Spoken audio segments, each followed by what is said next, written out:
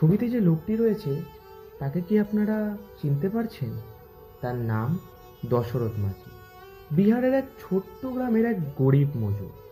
তার বউ একদিন অসুবিধাতে পড়ে হসপিটাল যাওয়া দরকার ছিল, কিন্তু হসপিটাল ছিল 55 কিলোমিটার দূরে, আর সেই পথ ছিল পুরোপুরি পাহাড়ে ঘেরা। আর সেই পাহাড়ি পথে যাওয়ার পরেই তার বউয়ের মৃত্যু ঘটে।